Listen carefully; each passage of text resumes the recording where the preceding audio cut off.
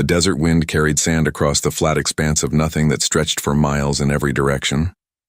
It was 3 in the morning when the sky lit up like someone had turned on a giant lamp. The light was blue and white, crackling with energy that made the air smell like a lightning storm. Then came the sound, a deep rumble that shook the ground and rattled the windows of the small town 40 miles away. By the time the sun rose, the military had already surrounded the crash site. Helicopters circled overhead while soldiers in hazmat suits approached the massive object that had carved a half-mile trench through the desert floor. It was huge, maybe 3 football fields long and shaped like nothing any human had ever built. The hull was dark, almost black, with panels that seemed to shift colors when the light hit them at different angles. General Patterson stood at the edge of the crater, binoculars pressed to his eyes. He had been in the military for 30 years and had seen plenty of strange things, but nothing like this. The ship, and it was definitely a ship, sat at the bottom of the trench, silent and still. No lights blinked on its surface. No engines hummed. It just sat there like a dead whale on a beach. Any signs of life? He asked the lieutenant beside him. No, sir. Thermal imaging shows the hull is already cooling to ambient temperature. Whatever was inside either left or died hours ago. Patterson lowered his binoculars. Get me a science team. The best we have. Within 12 hours, Dr. Sarah Chen arrived from MIT. She was a physicist who specialized in theoretical propulsion systems. Though she had never expected to see anything like this in her lifetime, Marcus Webb came with her, an engineer who had worked on experimental aircraft for 20 years. He was the kind of man who could look at a broken machine and see exactly how to fix it. They stood together at the edge of the crater, staring down at the alien vessel. Sarah felt her heart racing. This was impossible. This was beyond impossible. And yet here it was, real and solid and waiting for them. Well, Marcus said, his Texas drawl slow and steady. I guess we should take a look inside. Getting inside took 2 days. The hull had no visible doors, no hatches, no seams where panels met. It was like the entire ship had been carved from a single piece of material. Finally, one of the engineers found a section that responded to electrical current. When they applied a charge, a section of the hull simply dissolved, creating an opening large enough to walk through. The inside of the ship was even stranger than the outside. The corridors were wide and tall, clearly designed for beings much larger than humans. The walls glowed with a soft light that seemed to come from everywhere and nowhere at once. There were symbols on every surface, flowing script that looked almost like water frozen in time. Sarah touched one of the walls and felt it warm beneath her fingers. It's still active. Some systems are still running. They moved deeper into the ship, a team of 20 scientists and soldiers, all of them recording everything they saw. The first major discovery came when they found what looked like a control room. Screens covered the walls, all of them dark except for one that flickered with that same flowing script. Marcus approached a console that seemed designed for hands much larger than his own. He touched the surface gently and it lit up beneath his fingers. The screen in front of him came to life, showing images that made no sense. Star charts maybe, or mathematical formulas far beyond anything he had studied. Can we translate any of this? General Patterson asked. He had followed them inside, despite the protests of his security team. Sarah was already setting up equipment, cameras, and sensors pointed at every screen. We'll need time. Maybe months, maybe years, but they did not have years. 3 days after they entered the ship, they found the ship's log. It was stored in a crystal matrix in what they guessed was the captain's quarters. When they connected it to their translation computers, the AI system started working on the alien language. It took 72 hours of processing, but finally, the computer produced something they could read. Sarah read the translated log aloud to the assembled team. Her voice shook as she spoke. Mission log, Zathari Collective Vessel Designation 749. Prototype Quantum Displacement Drive, 3rd iteration. Final entry. The drive system is fundamentally flawed. Calibration failures across all neural interface points. Life support systems incompatible with 70% of collective species. Hull integrity questionable under sustained displacement. Project terminated. Vessel deemed irredeemable. Disposal approved. She looked up from the screen. There's more. They chose Earth as the disposal site because... She paused, reading ahead silently. Her face went pale. What does it say? Patterson demanded. They chose Earth because we're listed as a pre-contact species, primitive. They assumed we would never figure out what it was. The last line says, local species lacks technological sophistication. Zero risk of reverse engineering. Dumping approved. The room went silent. Marcus felt anger rising in his chest. They had dumped their garbage here, on Earth. They had crashed their broken ship on humanity's doorstep because they thought humans were too stupid to understand it. Well, Marcus said slowly, a grin spreading across his face. I guess we better prove them wrong. Over the next week, they explored every inch of the vessel. They found the quantum drives, massive cylindrical structures deep in the engineering section, dark and cold. They found the life support systems, incredibly complex networks of pipes and filters designed to support multiple different species, all of them incompatible with each other. They found weapon systems that had never been activated, navigation computers with star charts showing thousands of systems, and sleeping quarters designed for at least 5 different body types. Everything was broken or flawed in some way. The drives could not hold calibration. The life support kept shutting down. The navigation systems crashed every few hours. It was a disaster of a ship, and now Sarah understood why the aliens had given up on it. But Marcus saw something different. He saw potential. Look at this, he said one evening, deep in the engine room. Sarah joined him by one of the quantum drives. He had connected a laptop to the alien systems running diagnostics. The drives aren't actually broken. They're just designed wrong. What do you mean? Marcus pointed to his screen, which showed a complex web of neural connections. See this? The drive needs to interface with the pilot's nervous system to calibrate properly. But the Zathari collective has dozens of species, all with different neural structures. The drive can't calibrate because it's getting conflicting signals from different types of brains. Sarah leaned closer, studying the data. So it's not that the technology is bad. It's that they tried to make it work for everyone and ended up with something that works for no one, Marcus finished. But humans? We all have basically the same brain structure. If we calibrate this for human neural patterns, it might actually work, Sarah breathed. They found the ship's AI 3 weeks into their exploration.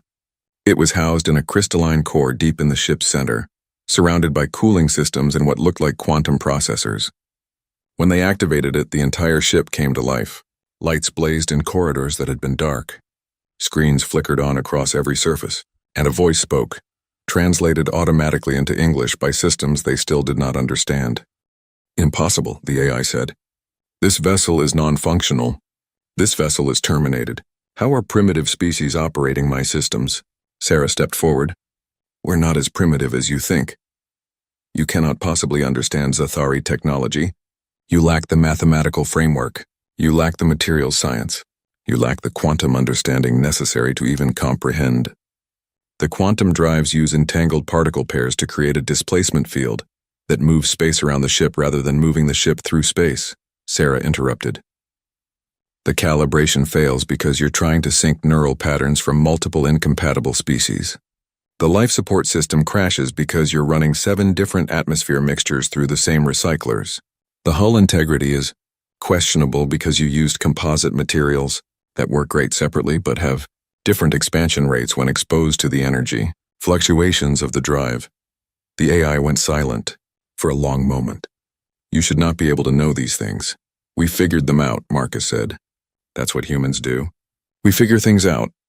This vessel is beyond repair. No, Marcus said firmly. It's beyond repair if you try to do it the Zathari way. But we're not Zathari. We're going to do it the human way. Over the next months, the facility around the ship expanded. What had started as a military operation became an international project. Scientists and engineers from every country came to Nevada, all of them sworn to secrecy, all of them driven by the same goal: make the impossible ship fly. The AI, which Sarah had named Prometheus, watched everything with what seemed like growing disbelief. The humans did not try to fix the alien systems. Instead, they ripped them out and replaced them with human alternatives.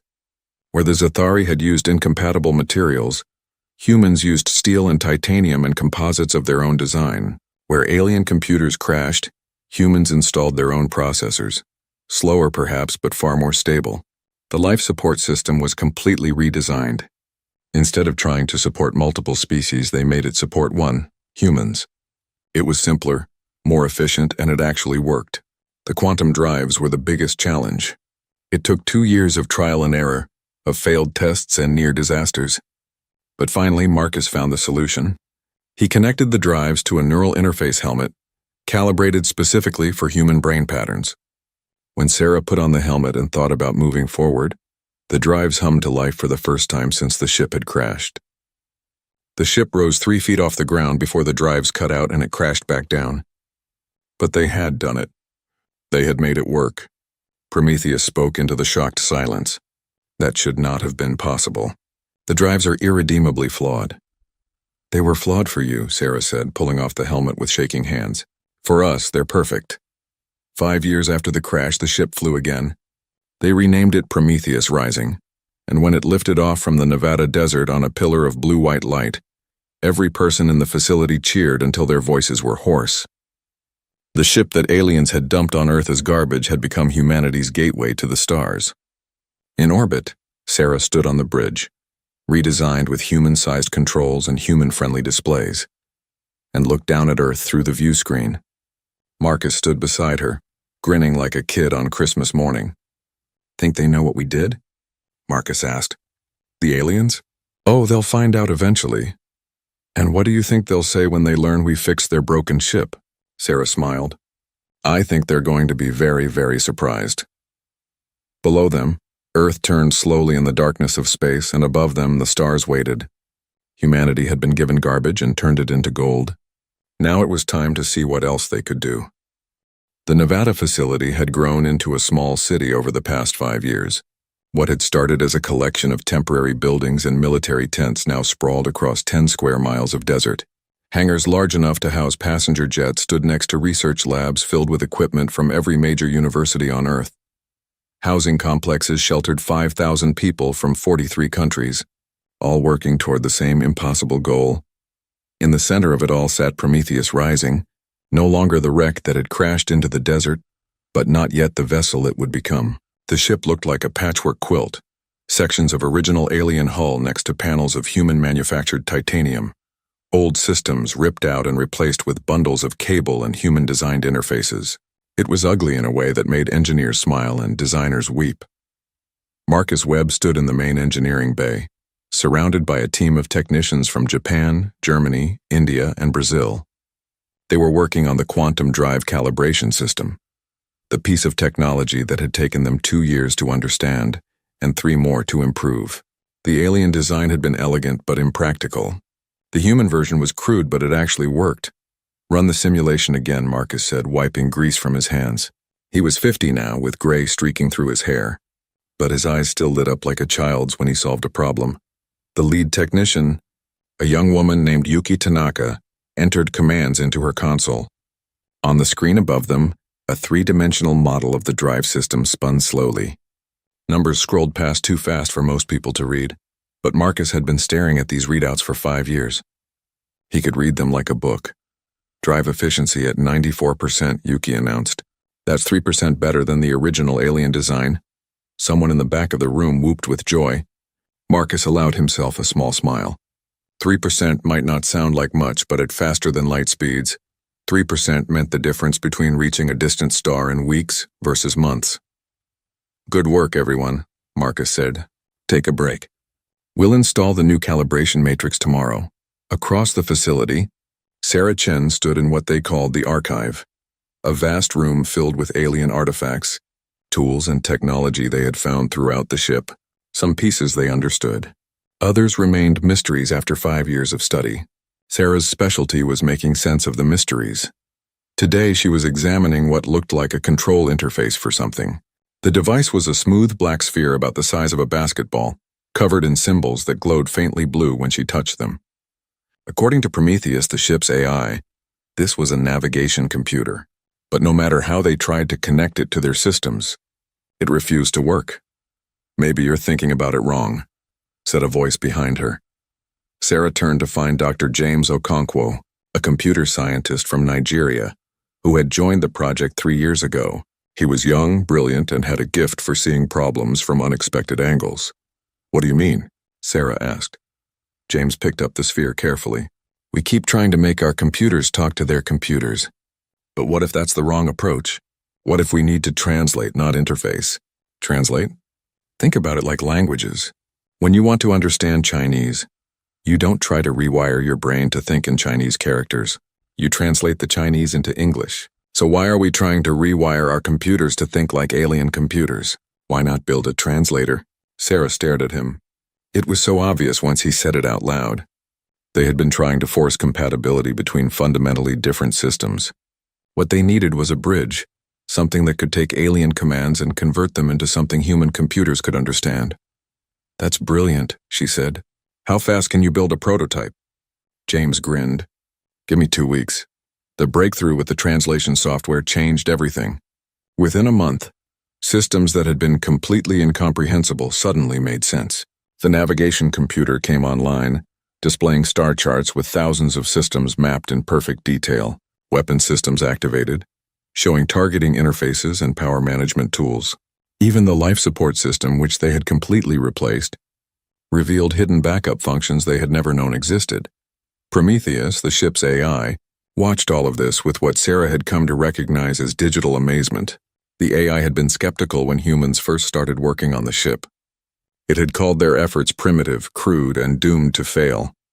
But as months turned to years, and failures turned to successes, Prometheus had slowly changed its assessment. I do not understand you, Prometheus said one evening. Sarah was alone on the bridge reviewing system diagnostics. The AI's voice came from speakers throughout the room, calm and measured. What don't you understand? Sarah asked, not looking up from her work. The Zathari Collective has resources you cannot imagine. Hundreds of worlds, thousands of ships, scientific knowledge spanning millennia. Yet they could not make this vessel function.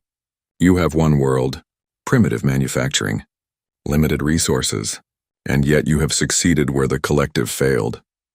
Sarah set down her tablet and looked up at the main screen, where Prometheus displayed a simple avatar, a sphere of light that pulsed when it spoke. We didn't succeed by being better than you. We succeeded by thinking differently. Explain. The Zathari tried to make a ship that worked for everyone. They wanted perfection, one ship that could support any species, travel faster than anything else, carry any cargo. When it didn't work perfectly, they threw it away. And humans? We don't expect perfection.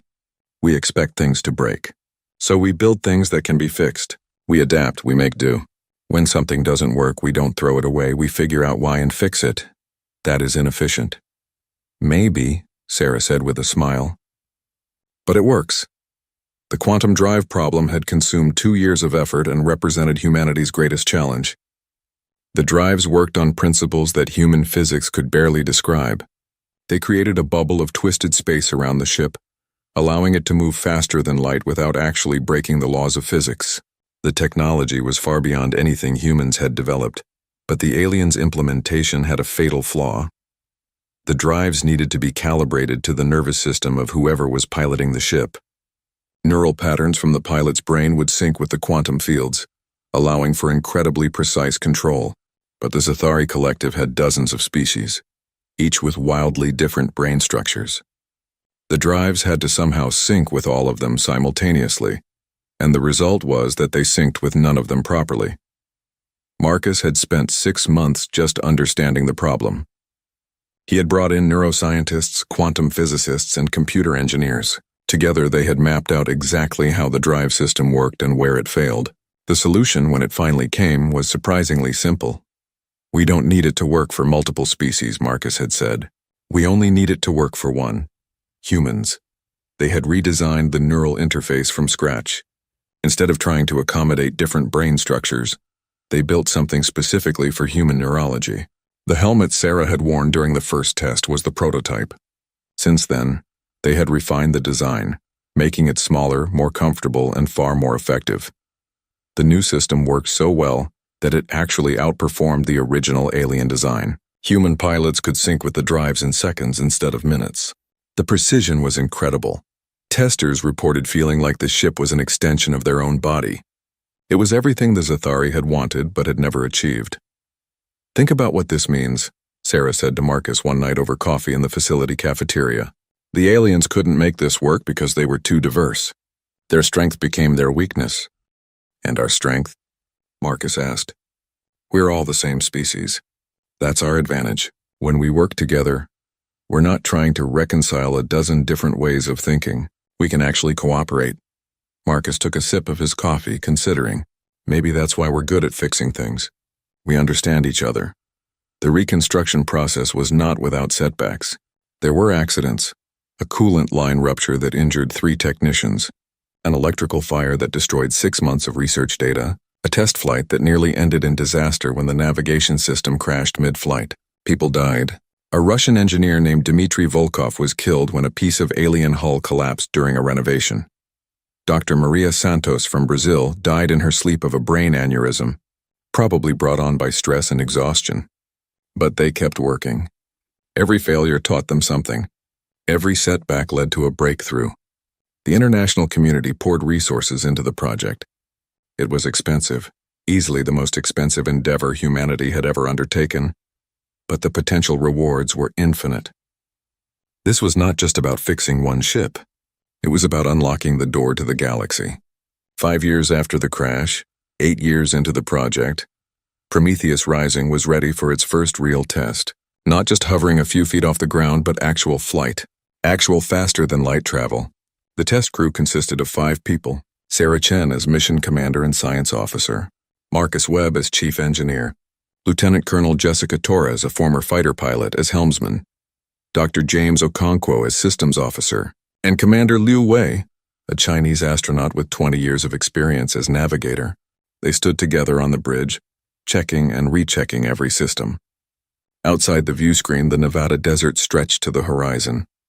It was dawn, and the rising sun painted the sand gold and orange. All systems green, James reported from his station. Navigation online, Liu Wei confirmed. Engines ready, Marcus called out. Quantum drives are hot and stable. Jessica sat in the pilot's chair, the neural interface helmet on her head. She had trained for 6 months to use the system, spending hours every day syncing with the drives until she could feel them like her own hands. Sarah took a deep breath. Prometheus status? All ship systems operating within normal parameters, the AI responded. I still believe this is inadvisable. This ship was never meant to fly. It wasn't meant to fly when the aliens built it, Sarah said. But we rebuilt it. We made it better. It's time to see if we're right. Your confidence is admirable, Prometheus said. I hope it is not misplaced. Sarah smiled and turned to Jessica. Take us up. The ship rose smoothly, alien-human hybrid engines firing with a deep thrumming sound that rattled their bones. They climbed slowly, carefully, every eye watching readouts for any sign of malfunction. 1,000 feet. 5,000. 10,000. The ship handled like a dream. How does it feel? Sarah asked Jessica. The pilot's eyes were closed, fully synced with the neural interface. Like I'm flying, she whispered. Not like I'm flying a ship. Like I am the ship. I can feel everything, the engines, the hull, the drives. It's incredible. They climbed higher. 20,000 feet. 40,000. The sky outside the view screen shifted from blue to black as they left the atmosphere. Earth curved below them, beautiful and blue and home. Approaching orbital altitude, Liu Wei announced. All systems still green, James confirmed. Marcus was watching his engineering displays with the intensity of a hawk. Drive temperatures are perfect. Calibration holding steady. We're ready for FTL when you are, Commander. Sarah looked around the bridge at her crew. These people had given years of their lives to this moment. They had worked through failures and setbacks, through doubt and exhaustion. Now they were here, on the edge of everything humanity had dreamed about for centuries. Lieutenant Colonel Torres, Sarah said formally, plot a course to the edge of the solar system. Engage quantum drives. Jessica's eyes snapped open. Her hands moved across the controls, or seemed to. The neural interface meant she barely had to touch anything. She just thought about what she wanted, and the ship responded. The drives engaged. For a moment, nothing seemed to happen. Then reality twisted. The stars outside the view screen stretched like taffy, pulling into long streamers of light. Sarah felt a strange sensation, like falling and flying at the same time. Her stomach lurched, and she gripped her chair to steady herself. And then they stopped. The stars snapped back to normal. Earth was gone. In its place was the vast emptiness of deep space, with the sun a distant bright point behind them. Status, Sarah managed to say. Her voice sounded strange in her own ears. We're at the edge of the solar system, Liu Wei said, his voice filled with awe. The trip took 11 seconds. All systems nominal, James reported. No damage, no errors. The drives performed flawlessly. Marcus was laughing, tears streaming down his face. We did it. By God, we actually did it. Prometheus's voice came through the speakers, and for the first time since they had activated the AI, it sounded uncertain. I do not understand. The drives should not be this efficient. The ship should not be this responsive. You have exceeded all original specifications. Sarah wiped her own eyes. She was crying too, she realized. We told you, Prometheus. We don't expect perfection. We just expect it to work. And we made it work. You did more than make it work, the AI said quietly. You made it better. They stayed in deep space for an hour, running tests, pushing the ship to its limits. Everything worked. Everything exceeded their expectations. The alien ship that had been deemed irredeemable was now the most advanced vessel humanity had ever created. When they returned to Earth, the entire facility was waiting. As Prometheus Rising touched down gently on the landing pad, 5,000 people cheered. Some were crying. Some were laughing. All of them knew what this meant. Sarah stood on the bridge, looking out at the celebrating crowd. Marcus came to stand beside her. What now? He asked. Sarah smiled. Now we build 5 more. 2 years after the successful test flight, humanity had changed in ways that would have seemed impossible a decade before. The Nevada facility had expanded into 3 major shipyards, one in the United States, one in China, and one in Brazil. Each yard was building ships based on the Prometheus Rising design, but each was also experimenting with improvements and modifications. The human approach to alien technology had proven so successful that the methodology itself had become humanity's greatest innovation. Sarah Chen stood on the bridge of Prometheus Rising, now refitted and upgraded with systems they had not even dreamed of when they first made it fly. The ship was preparing for humanity's first official journey beyond the solar system. This was not a test flight. This was first contact, and everyone knew the stakes. Final systems check, Sarah said, settling into the commander's chair. The bridge crew had grown to 8 people, each a specialist in their field, each trained for years for this moment. Marcus was at his usual station, monitoring the engineering systems. Jessica Torres sat at the helm, the neural interface already syncing with her thoughts. James Okonkwo managed the communications and computer systems. Liu Wei was still their navigator, his knowledge of the alien star charts invaluable. All systems green across the board, Marcus reported.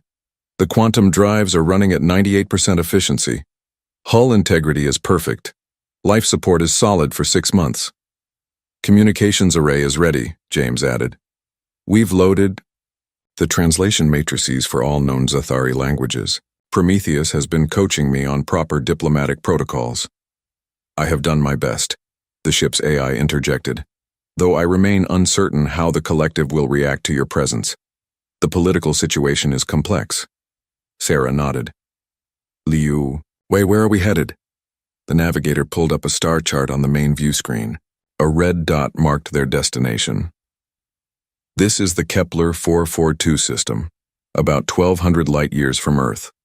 According to Prometheus, there's a Zathari mining operation there.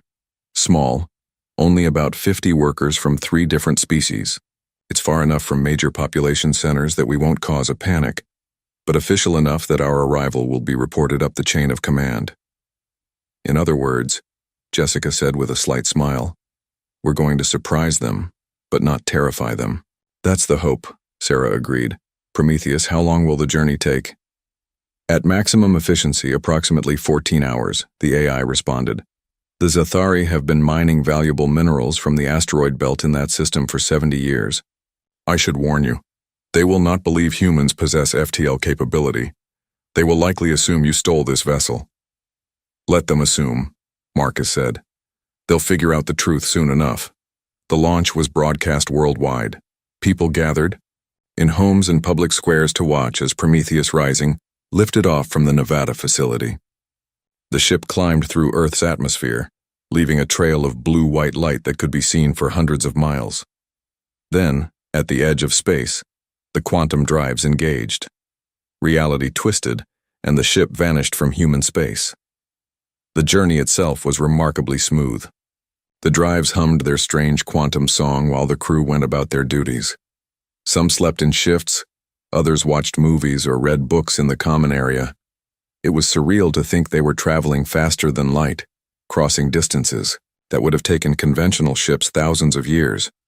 Yet inside the vessel, everything felt normal. Sarah spent much of the journey talking with Prometheus. The AI had become something like a friend over the years, though it still maintained a certain formality. Now, as they approached the moment of first contact, she wanted to understand the Zathari better.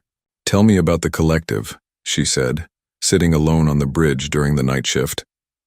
Earth's night, anyway. In deep space, there was no day or night. The Zathari Collective is an alliance of 47 species from 33 star systems, Prometheus began. It was formed approximately 3,000 years ago when the original Zathari species encountered their first alien neighbors. Rather than fight, they chose to cooperate. Over millennia, the collective grew as more species joined. What holds them together? Mutual benefit. Trade. Protection. The collective maintains a fleet to defend against hostile forces. They share technology, resources, and knowledge. Each species contributes according to their strengths. It sounds ideal. In theory, yes. In practice, it is complicated. Some species have more political power than others. There are rivalries, disputes. The collective works, but it is not perfect. Sarah smiled. Nothing ever is. How do you think they'll react to us? Prometheus was quiet for a long moment. I do not know. The collective prides itself on technological advancement. You are a reminder that sometimes primitive methods can succeed where sophisticated ones fail. That will be uncomfortable for them. Good, Sarah said. Comfortable people don't change. Maybe it's time the collective was a little uncomfortable. They dropped out of FTL at the edge of the Kepler 442 system. The transition was smooth. Jessica had become so proficient with the neural interface that she could make the ship dance if she wanted to. The view screen showed a yellow star with 6 planets, one of them a gas giant with rings that sparkled in the starlight. Scanning for the mining operation, Liu Wei announced. There, in the asteroid belt between the 4th and 5th planets, I'm reading power signatures consistent with Zathari technology. 3 ships in dock, probably cargo haulers. 1 station built into the largest asteroid. Any sign they've detected us? Sarah asked. James checked his displays. Not yet. We're still pretty far out, and our hull profile is strange enough that their systems might not recognize us as a ship. Take us in, Sarah ordered. Nice and slow. Let's not startle them too badly. Prometheus Rising moved into the inner system, its engines pushing them toward the asteroid belt. It took 2 hours of steady flight before the mining station's sensors finally picked them up. The response was immediate. A message came through, translated automatically by their systems. The voice was high-pitched and rapid, speaking in a language that sounded like water running over rocks. Unknown vessel. This is Zathari Mining Station, Kepler 442 Delta. You are entering collective space without authorization. Identify yourself immediately or you will be fired upon. Sarah took a breath and nodded to James, who opened a channel. Mining Station Kepler 442 Delta. This is the human vessel Prometheus Rising. We mean no harm. We're here to make peaceful contact with the Zathari Collective. There was a long silence. Then the voice came back, slower this time, uncertain. Human. That is impossible. Earth is a pre-contact world. Humans do not have FTL capability. We do now, Sarah replied calmly. And we'd like to talk. Another silence, longer this time. Sarah could imagine the chaos on the mining station, workers trying to understand how a species that should be primitive had shown up in a starship. Finally, a different voice came through, deeper and more measured. Human vessel, you will hold your position. 3 patrol craft are being dispatched to escort you.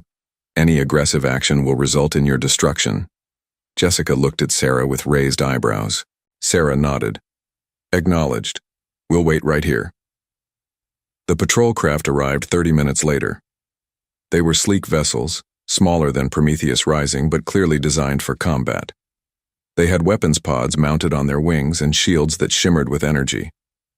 They circled the human ship warily, scanning it from every angle. "They're not sure what to make of us," James said, watching his displays. "Their scans keep coming back confused. They can tell we're using Zathari technology, but the configuration is all wrong." One of the patrol craft moved closer, its pilot clearly emboldened by having backup. The voice that came through now was different again, speaking in a language that Prometheus translated as belonging to a species called the Thule. "Human ship. Your vessel. How did you acquire it?" Sarah chose her words carefully. "This ship crashed on Earth 10 years ago. It was badly damaged and had been abandoned by the Zathari. We repaired it." "Impossible," the Thule pilot said. "That vessel was irredeemably flawed. The quantum drives could not hold calibration. The systems were incompatible. The collective's finest engineers declared it unsalvageable." "Your engineers were right," Marcus cut in, unable to help himself. "It was unsalvageable the Zathari way, so we fixed it the human way." "What does that mean?" "It means we adapted the technology instead of trying to use it exactly as designed. We rebuilt the systems to work for us, instead of trying to make ourselves work for the systems." The patrol craft were silent for a moment. Then the Thule pilot said, "Demonstrate your vessel's capabilities. Engage your quantum drives and move to coordinates we will provide." Jessica looked at Sarah, who nodded. The pilot closed her eyes, syncing fully with the neural interface. The coordinates appeared on her display, a point 50,000 kilometers away. The quantum drives hummed to life. There was that familiar twisting sensation, and then they were at the new coordinates. The transition had taken less than a second. The patrol craft took a full minute to catch up using their conventional engines. When they arrived, the Thule pilot's voice was shaking slightly. "That should not be possible. The drives on that vessel were flawed. They could not achieve such precision." "They were flawed for you," Sarah said. "They work fine for us." The patrol craft escorted them to the mining station. As they approached, Sarah could see that the station was built directly into a massive asteroid, with docking bays carved into the rock.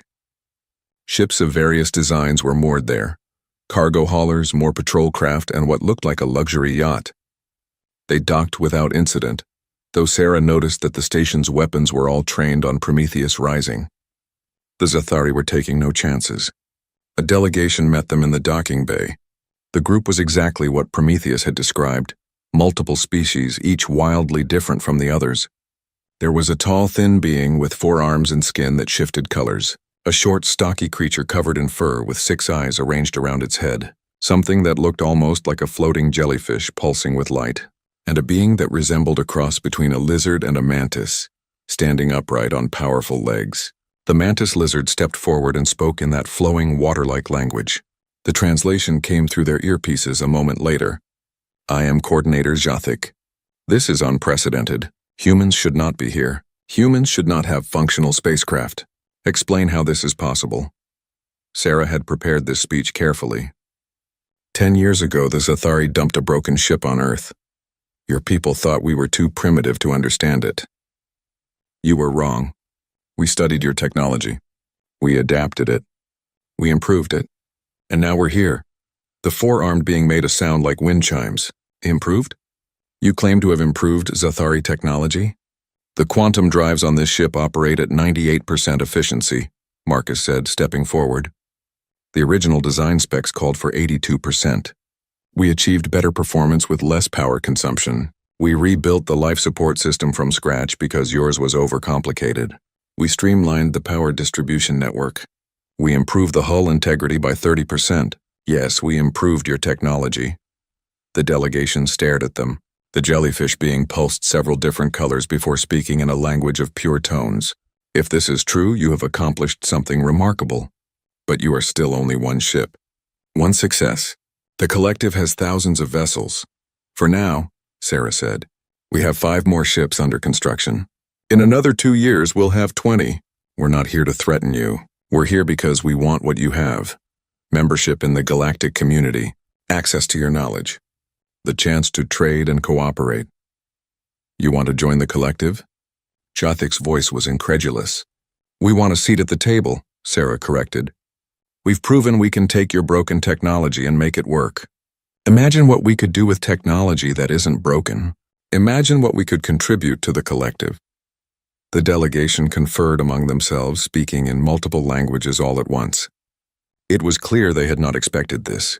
They had probably expected humans to beg for help, to ask for permission to explore space, to position themselves as inferiors seeking guidance. Instead, humanity had shown up in a ship that outperformed their own vessels and demanded to be treated as equals. Finally, Jothik spoke. This decision is beyond our authority. We must contact the Collective Council. You will remain here as our guests while we arrange communications. Of course, Sarah said. We're happy to wait. And while we wait, perhaps we could discuss the technical details of our modifications. I'm sure your engineers would find it fascinating. Over the next 3 days, the human crew demonstrated everything Prometheus Rising could do. They let Zathari engineers inspect the quantum drives, the neural interface, the modified life support systems. At first, the alien engineers were skeptical, looking for tricks or hidden technology. But as they examined each system, their skepticism turned to amazement and then to thoughtful respect. You simply made it work for your species, one engineer said, a being from a species called the Vroth. Rather than trying to make a universal system, you optimized for humans. It is so obvious. Why did we never think of this? Because you were trying to be fair to everyone, Marcus replied. Sometimes the best solution isn't the most inclusive one. Sometimes you need to accept that different species will need different ships. The Collective Council's response came on the 4th day.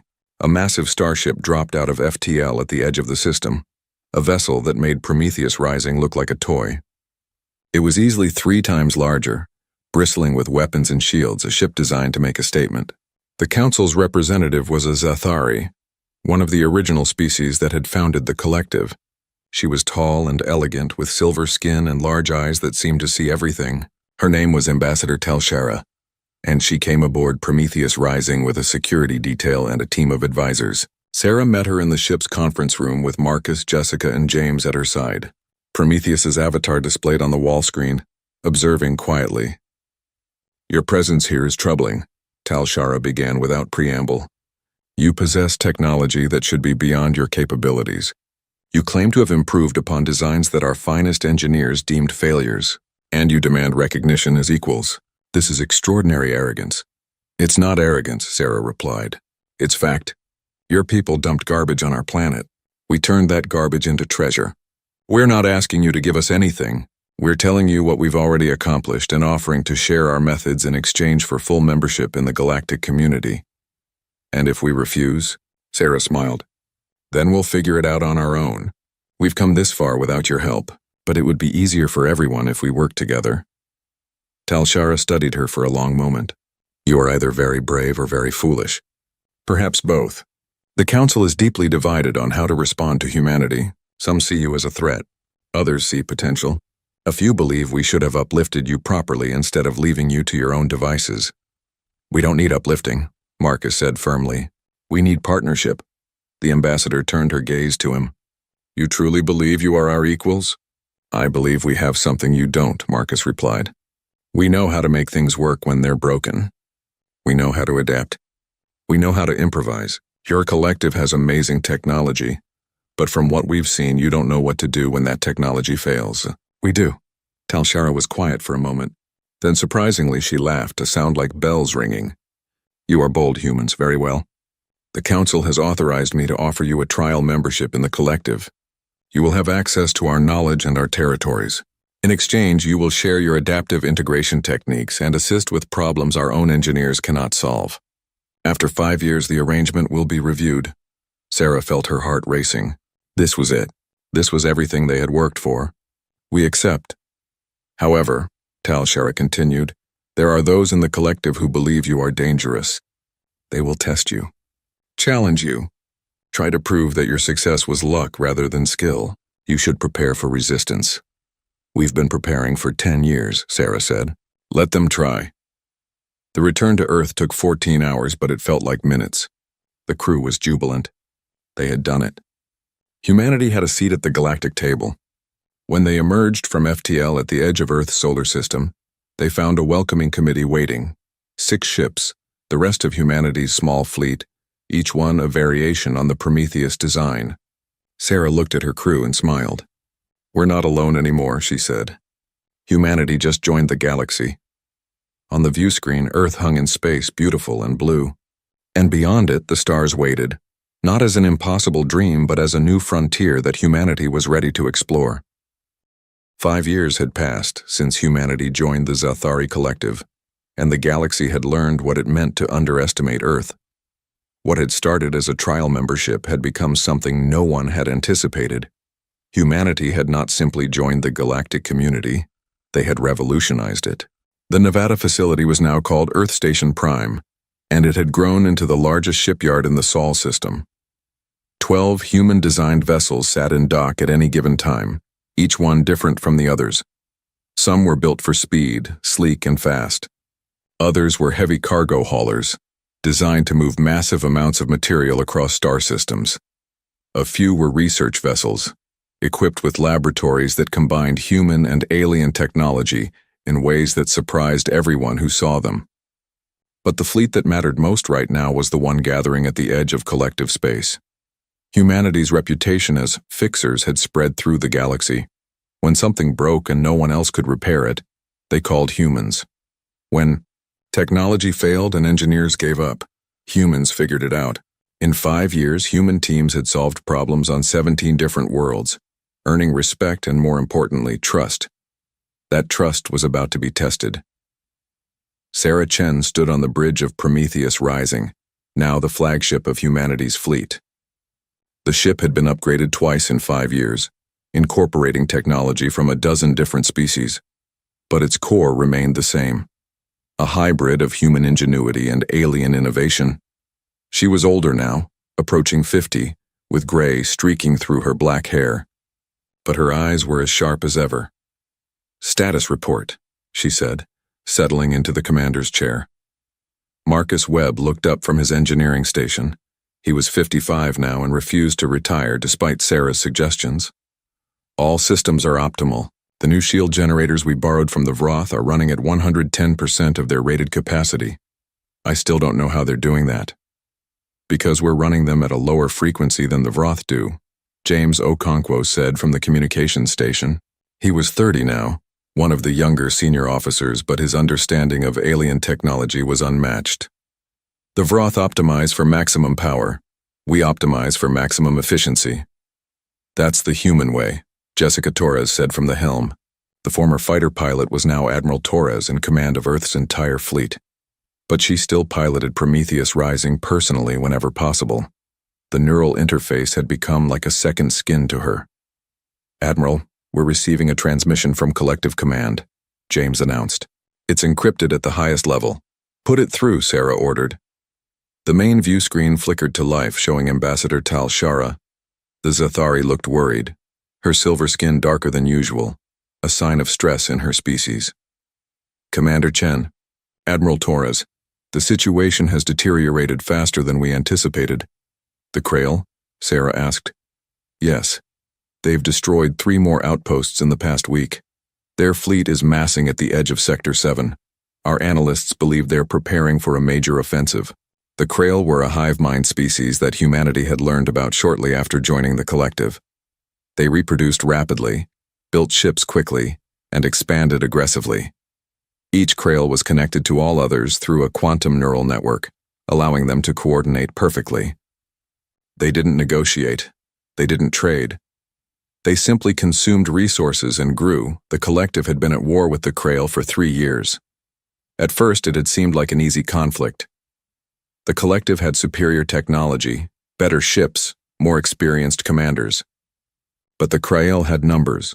For every ship the collective destroyed, the Krail built 3 more.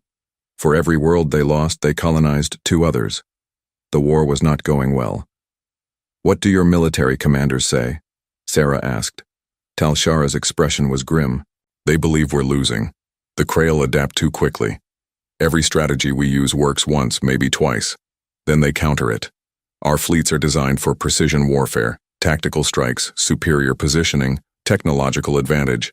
The Krail don't care about tactics. They just overwhelm us with numbers. And that's why you called us, Marcus said. The Collective Council has authorized me to make a request. We need help, not just advisory help. We need you to fight. Sarah exchanged glances with her senior staff. This was the moment they had been preparing for. Humanity had 12 ships ready for combat, with 8 more under construction. It was a tiny force compared to the Collective's thousands of vessels, but those 12 ships represented something different, something the galaxy had never seen before. We'll help, Sarah said, but we do this our way. Your way? You've been trying to fight the Krail with your best ships, your newest technology, your most advanced fleets, and you're losing. We're going to fight them with your worst ships. Your oldest technology, your junk. Talshara blinked, clearly confused. I don't understand. Marcus grinned. Give us your decommissioned fleet. All those old ships you've retired because they're outdated or incompatible or just plain broken. Give us 6 months and we'll give you an armada. The Collective Council took 3 days to approve the plan. In the end, they agreed because they had no other choice. The Krail were winning, and conventional strategies had failed. If humanity wanted to try something unconventional, then so be it. Earth Station Prime became a hub of activity unlike anything the galaxy had ever seen. Ships arrived daily from across the Collective, old cargo haulers, decommissioned patrol craft, mining vessels, exploration ships, even a few ancient warships from conflicts fought centuries ago. They came from 17 different species, each one designed according to different principles, each one incompatible with the others. To the Zathari engineers who delivered them, they were junk. To humans, they were opportunity. Look at this. Beauty, Marcus said, standing in front of a massive Vroth cargo hauler. The ship was 200 years old, its hull scarred and dented, its engines barely functional. She's got a power plant designed to push 3 times her current weight. If we strip out the cargo holds and replace them with weapons and shield generators, she becomes a pocket battleship, finished Dr. Yuki Tanaka, who had become one of humanity's lead engineers. Heavy armor, massive firepower, slow but tough. Exactly. And this one, over here. Marcus walked to a sleek Thule exploration vessel. This thing is fast, really fast, but it's got no weapons and no shields. If we add some human-designed missile pods and a decent defensive array, fast attack craft, Yuki said, hit-and-run tactics. All across the station, human engineers were performing similar assessments. Each ship was evaluated not for what it was, but for what it could become. They mixed technologies without regard for conventional wisdom. A Vroth power plant might end up powering a Thule hull with human weapons and Zathari shields. If it worked, it didn't matter that it violated every engineering principle the Collective had established over millennia. Prometheus, the AI that had come with the original crashed ship, watched all of this with what might have been amusement. The AI had changed over the years, becoming less rigid, more adaptable. Working with humans had taught it that rules were guidelines, not absolutes. You are building chaos, Prometheus observed one day as Sarah reviewed the schematics for the hybrid fleet. We are building adaptability, Sarah corrected. Every one of these ships is different. Everyone has unique capabilities. The Krail might be a hive mind, but their tactics are predictable because they're coordinated. Our fleet will be unpredictable because every ship fights differently. The Collective builds standardized fleets for a reason. It ensures compatibility, simplifies logistics, allows for coordinated tactics. And it creates predictability, Sarah said. The Krail know exactly what a collective battleship can do because they're all the same. But when they face us, they won't know if they're fighting a heavy brawler or a fast striker or a long-range bombardment platform. They'll have to adapt to each ship individually. That is assuming your crews can effectively operate such diverse vessels. Sarah smiled. We've spent 5 years learning to make broken alien technology work. Trust me, we can handle a little diversity. 6 months later, the hybrid armada was ready. 73 ships, each one unique, each one a patchwork of technologies from across the Collective. The crews were international, humans from every nation on Earth trained in the use of alien systems, experienced in adapting on the fly. Admiral Jessica Torres stood on the bridge of her flagship, a rebuilt Vroth battleship they had named Indomitable. The ship was ugly, covered in mismatched armor plating and bristling with weapons from 4 different species. But it worked. Every system had been tested and retested. Every weapon could fire. Every shield could hold. Fleet status, Jessica ordered. The reports came in from 73 different ships. All green. All ready. Collective Command is transmitting coordinates for the engagement zone, James reported. He was serving as Jessica's communications officer for this mission. The Krail have massed a fleet of 200 ships in Sector 7. Collective forces are falling back. We're being asked to buy them time to regroup. 200 ships against 73. Not great odds. But the Krail ships were smaller, weaker individually than collective vessels. The real problem was their coordination. Every Krail ship knew instantly what every other Krail ship was doing.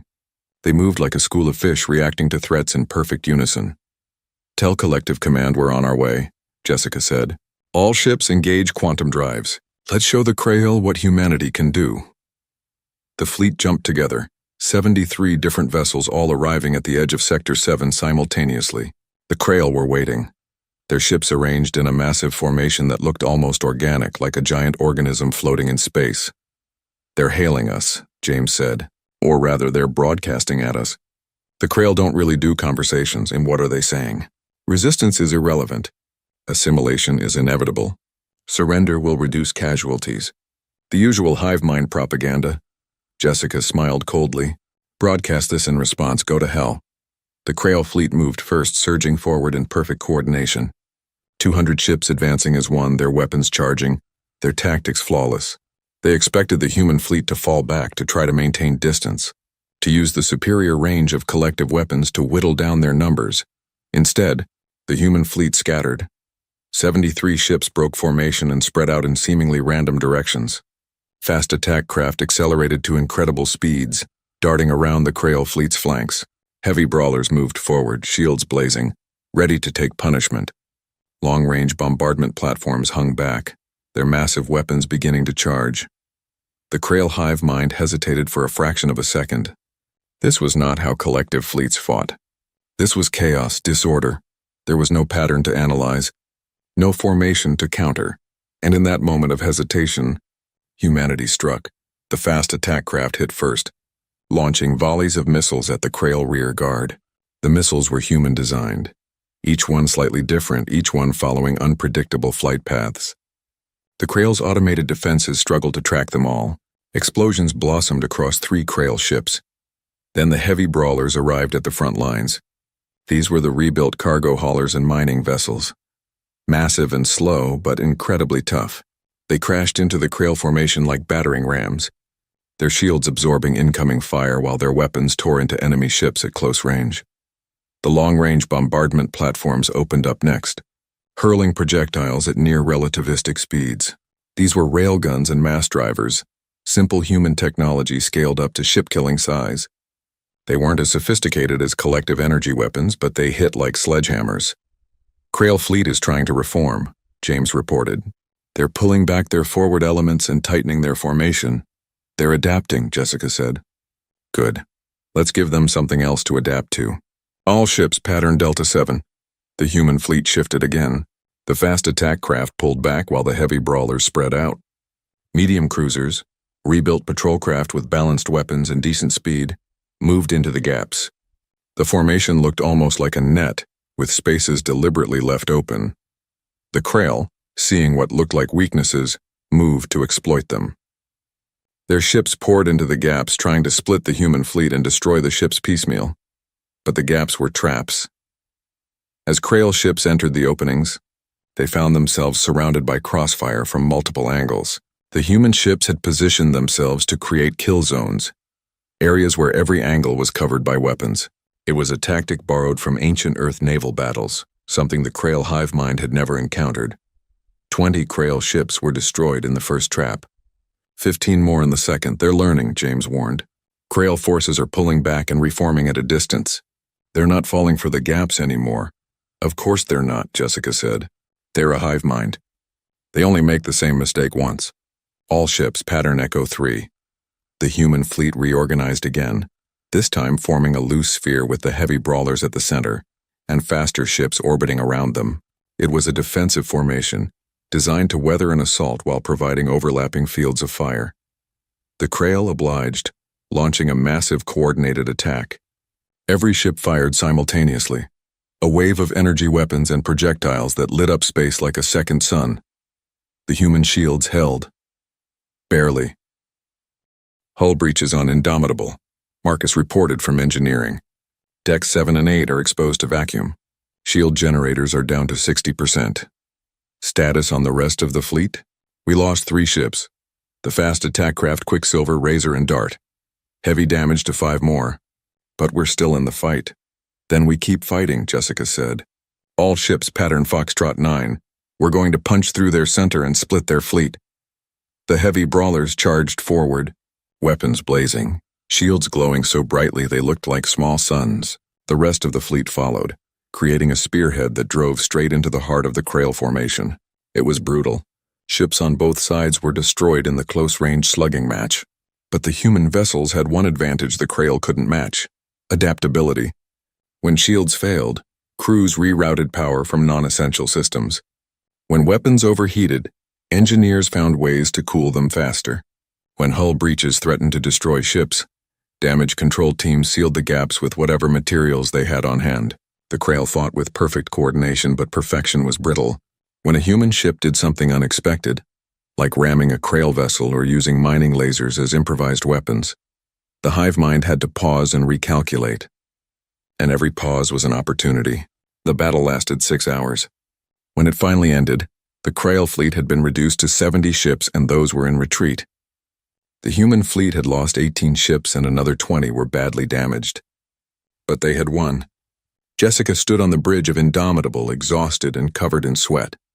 The ship around her was a wreck. Smoke filled the corridors.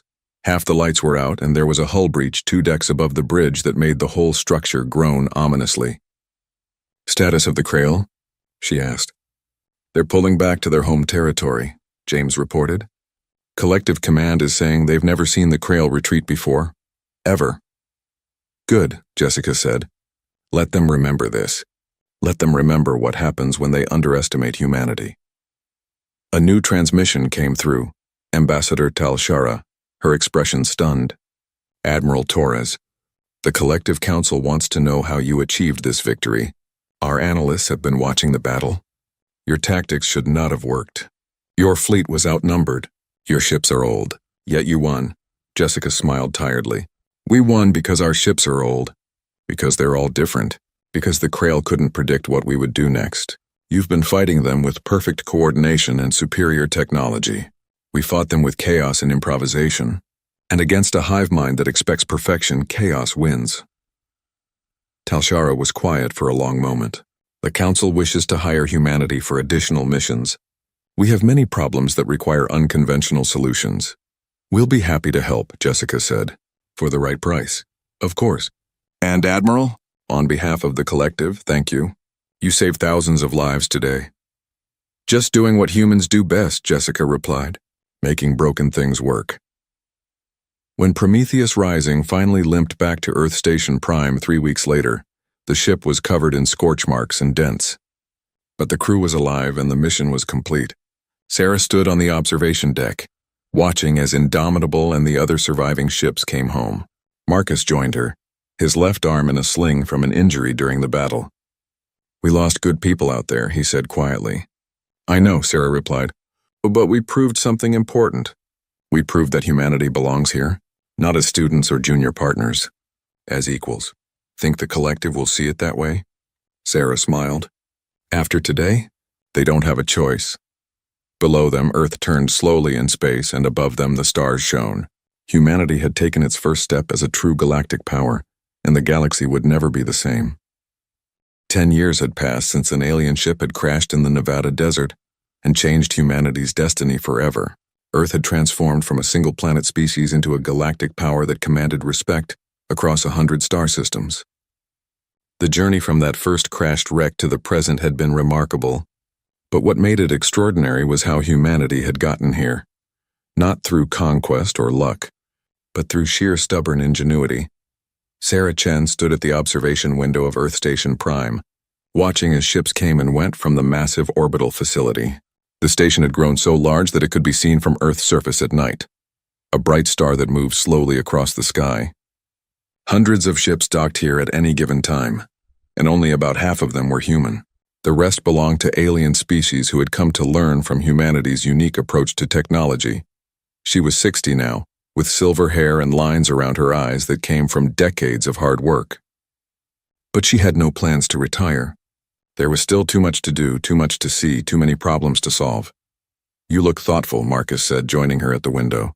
He was 65 and had finally accepted a cane after his knees started giving him trouble. His hands were scarred from years of working with machinery, but they were still steady enough to rebuild an engine when needed. "Just remembering," Sarah said. 10 years ago, we didn't know if we could make that wreck fly. Now we're building ships for half the collective. Not just building them. Teaching others how to build them." Marcus pointed to a section of the station where a group of Roth engineers were working alongside human technicians. "That's the real change. We're not just fixing things anymore. We're showing everyone else how to think differently." Earth Station Prime had become more than a shipyard. It was a university, a research center, and a cultural exchange hub all rolled into one. Alien engineers came to study what humanity called adaptive integration, the art of making incompatible technologies work together. It was a skill that seemed natural to humans but revolutionary to species that had spent millennia developing standardized, predictable systems. The Zathari had opened 5 satellite campuses on different worlds where humans taught their methods. The courses were always overbooked. Every species in the collective wanted to learn how humans took broken, outdated, or incompatible technology and transformed it into something better than new. "The delegation from the Krail is arriving in an hour," Marcus reminded her. "Are you ready for that?" Sarah smiled. "As ready as I'll ever be to meet a hive mind that tried to destroy the collective." The war with the Krail had ended 3 years ago, not with humanity's victory, but with a series of victories that had convinced the hive mind that expansion into collective space was too costly. The Krail had been surprised, then confused, then grudgingly impressed by humanity's tactics. For the first time in their species' history, they had encountered an enemy that was more adaptable than they were. The peace treaty had been signed aboard Prometheus Rising, with Sarah and Admiral Torres representing humanity. The Krail had asked for one thing in exchange for peace. They wanted to learn how humans thought. The hive mind had realized that their greatest weakness was rigid thinking, and they wanted to understand how a species of individuals could be so flexible. The Krail delegation arrived exactly on time, transported by one of their distinctive bioships that looked more grown than built. The Krail themselves were unsettling to look at, insectoid beings with multiple limbs and eyes that glowed with internal light. But they had proven honorable in their negotiations, and Sarah had learned to appreciate their directness. The lead Krail, they didn't use individual names since they were all part of the same consciousness, greeted Sarah with the gesture humans had taught them, a simple nod of acknowledgement. When the Krail spoke, it was through a translation device that turned their clicking sounds into words. "Humanity has changed the collective," the Krail said without preamble. "You have introduced chaos where there was order, unpredictability where there was certainty. At first we believed this was weakness. We were wrong." "I'm glad you see it that way," Sarah said carefully. "We wish to establish an exchange program. Krail observers will study human methods. Human observers will study Krail coordination. Both species will benefit." Sarah hadn't expected that. The Krail were offering genuine cooperation, something they had never done with any species before. "We accept. I think there's a lot we can learn from each other." The Krail delegation stayed for a week, observing everything from ship construction to problem-solving sessions. They were particularly fascinated by how human teams worked. The arguments, the debates, the way individuals could disagree and still find solutions. For a hive mind that moved as one, the idea of productive conflict was revolutionary. Meanwhile, the first of humanity's true starships was taking shape in the construction bay. Endeavor was unlike anything humanity had built before. Where Prometheus Rising and its siblings had been adapted alien technology, Endeavor was designed from scratch using principles learned from a decade of working with the collective's knowledge. The ship was enormous, 3 times the size of Prometheus Rising, with engines that combined human engineering with quantum principles taken from 6 different species. Its hull was a composite material developed by human metallurgists working with Vroth material scientists. Its weapons were human-designed railguns powered by Thule energy cores. Its shields used Zathari technology modified with human failsafes. It was, in every sense, a representation of what humanity had become, not purely human, not purely alien, but something new, something better. Sarah walked through Endeavour's corridors during the final inspection, accompanied by the ship's designated captain, a young woman named Chen Li, who happened to be Sarah's niece. The younger Chen had grown up during humanity's expansion into space and represented the new generation, who saw the stars as home rather than frontier. "She's beautiful," Li said, running her hand along the bulkhead.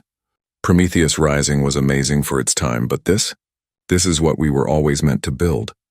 "Your parents wanted you to be a doctor," Sarah said with amusement. "I am a doctor of broken starships," Li grinned. "Besides, someone has to carry on the family tradition of fixing things that shouldn't work." The launch ceremony for Endeavour was broadcast across the entire collective. Representatives from 30 species attended in person, gathering at Earth Station Prime to witness humanity's achievement. Ambassador Talshara was there, looking older but still elegant in her formal robes. Admiral Torres was there too, now semi-retired but still commanding respect wherever she went. Marcus stood beside Sarah, both of them dressed in formal uniforms that felt uncomfortable after years of wearing work clothes. The original Prometheus Rising had been moved to a place of honor in orbit around Earth. Transformed into a museum, visitors could walk through its corridors and see where humanity's journey to the stars had begun. The ship's AI, Prometheus, had been offered a new body, a state-of-the-art computer core that would give it more processing power than it had ever dreamed of. But the AI had chosen to stay in its original crystal matrix, in the ship that had crashed in the desert so long ago. "This is where I belong," Prometheus had said when Sarah asked about it. "I came here broken and was made whole. This ship is my home." Now, as Sarah stood on the observation deck watching Endeavour's engines begin their startup sequence, Prometheus's voice came through her communication device. "Commander Chen, I wanted to thank you." "For what?" Sarah asked, though she thought she knew. "For proving me wrong. When I first activated in that desert facility, I told you that humans were too primitive to understand Zathari technology. I was incorrect. You didn't just understand it. You surpassed it. You taught the galaxy that perfection is not the goal. Adaptability is. We couldn't have done it without you, Prometheus. You were our guide, even when you didn't believe in us. I learned something from watching humanity over these 10 years. The AI continued. I learned that being broken is not the end. It is, as you often say, an opportunity. I was deemed a failure by my creators, but humans saw potential in failure. You saw potential in me. For that I am grateful." Sarah felt tears in her eyes. "You're not a failure, Prometheus. You're family." The launch countdown reached 0. Endeavour's engines flared to life. Brilliant blue-white light that lit up the darkness of space. The massive ship rose slowly from its construction bay, climbing with a grace that seemed impossible for something so large. As it cleared the station, its quantum drives engaged and reality twisted around it. The ship vanished, heading out on its maiden voyage to the far side of the collective. It would be gone for 6 months exploring regions of space that humanity had never seen, but it would come back. And when it did, there would be other ships ready to follow. "We did it," Marcus said quietly. "We took garbage and turned it into a gateway to the stars." Sarah nodded. "And now the stars are ours." Across the galaxy, humanity's reputation had solidified. They were the fixers, the adapters, the species that made impossible things possible. Alien civilizations that had spent millennia developing rigid, perfect systems now sought human help when those systems failed. Earth had become wealthy beyond measure, trading not just in goods but in knowledge, the knowledge of how to think differently. But wealth and reputation weren't what mattered most to Sarah. What mattered was standing here, looking at a ship humanity had built with its own hands, knowing that humans were exploring the galaxy as equals rather than students. The Zathari Council had issued a formal apology 3 years ago, acknowledging that dumping their failed prototype on Earth had been a mistake, not because it violated protocols, but because they had misjudged humanity so completely. They had assumed humans were too primitive to matter. Instead, humans had become essential. What do you think the galaxy will look like in another 10 years? Marcus asked. Sarah considered the question. Different, better, more adaptable. We've shown everyone that there's more than one way to solve a problem. That diversity isn't a weakness, it's strength. Think we'll still be around to see it? I plan to be, Sarah said. We've got too much work left to do. A new ship was approaching the station, a design Sarah didn't recognize. It was small, sleek, and painted in colors that seemed to shift as it moved. James Okonkwo's voice came through her communicator. Commander, we're being hailed by an unknown vessel. They're requesting permission to dock. What species? Sarah asked. That's the thing, we don't know. They're not in the collective database. This is a first contact situation. Sarah felt excitement surge through her. After 10 years, humanity was still discovering new neighbors. Grant them permission. And James? Get a team together. Let's see if they have anything broken we can fix. Marcus laughed. You're incorrigible. I prefer helpful, Sarah replied. Besides, it's what we do. The unknown ship docked smoothly. The beings that emerged were unlike anything in the collective.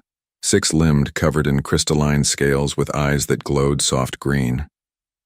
They approached the greeting committee with a mixture of curiosity and what looked like hope. Their leader, identified by a crest of longer scales, spoke through a translation device they carried. We are the Velkari. We have traveled far seeking help. Our ship is failing. Our technology is old. We were told that if anyone could help us, it would be humans. Sarah smiled and stepped forward. Welcome to Earth Station Prime. We're really good at fixing things. Let's take a look at your ship. As she walked with the Velkari toward their vessel, Sarah thought about the journey that had brought humanity here. It had started with garbage. A broken ship dumped on Earth because aliens thought humans were too stupid to understand it. But humans had proven that being underestimated was an advantage. They had taken that garbage and turned it into gold. More importantly, they had changed the galaxy's perspective on what was possible. Failure was no longer permanent. Broken was no longer unfixable. Different was no longer incompatible.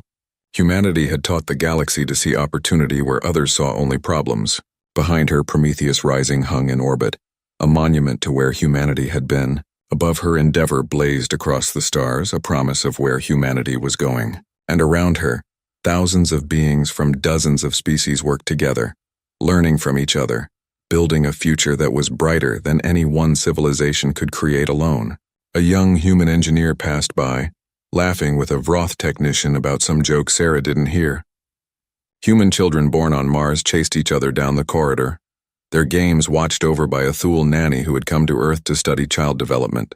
In a nearby laboratory, scientists from 6 species were collaborating on a project that combined human intuition with alien mathematics. This was humanity's gift to the galaxy. Not technology, not weapons, not even the ability to fix broken things. It was perspective. It was the understanding that there were always other ways to solve problems, other viewpoints to consider, other possibilities to explore. Marcus joined her again as she finished the initial assessment of the Velkari ship. Well, he asked. It's a mess, Sarah said cheerfully. Incompatible systems, outdated drives, structural damage throughout. Give me 3 months and we'll have it flying better than it did when it was new. Think they have anything to teach us? Everyone has something to teach us, Sarah said. That's the whole point. As the sun set on Earth far below, casting long shadows across the planet's surface, Sarah Chen stood in the observation deck of Earth Station Prime and smiled. Humanity had come so far from that day in the desert when an alien ship had crashed and changed everything. They had proven themselves to be more than the aliens expected. They had earned their place among the stars not through force or genius, but through determination and the simple refusal to accept that anything was truly impossible. The stars stretched out before her, infinite and inviting. Somewhere out there, Endeavor was exploring new worlds. Somewhere, human engineers were teaching aliens the art of adaptive integration. Somewhere, problems were being solved in ways that no one had imagined before humanity arrived. And somewhere on some distant world, another species was looking up at the stars and wondering what was out there. One day they would find out. And when they did, humanity would be there to help them reach for those stars just as humanity had reached for them. The galaxy was vast, full of wonders and challenges and opportunities. And humanity, once dismissed as too primitive to matter, was now helping to shape its future. One fixed ship, one solved problem, one impossible achievement at a time. Sarah touched the window, feeling the faint vibration of the station around her, the pulse of countless lives working toward countless dreams. This was humanity's new dawn, not the end of a journey, but the beginning of countless more. "Commander Chen," a voice called. "We've got another broken ship requesting assistance. Are you available?" Sarah turned away from the window, a grin on her face. "Always," she said. "That's what we do. We fix things." And as she walked back into the bustle of the station, surrounded by humans and aliens working side by side, Sarah knew that the best part of the story wasn't what humanity had accomplished in the past 10 years. It was what they would accomplish in the next 10, and the 10 after that, and all the years to come. The aliens had dumped their failed ship on Earth thinking it was garbage. Humanity had rebuilt it to conquer the stars. But conquest wasn't the point. The point was showing everyone, human and alien alike, that nothing was ever truly broken beyond repair. Everything could be fixed, adapted, improved. That was humanity's gift to the galaxy, and it was a gift that would echo across the stars for generations to come.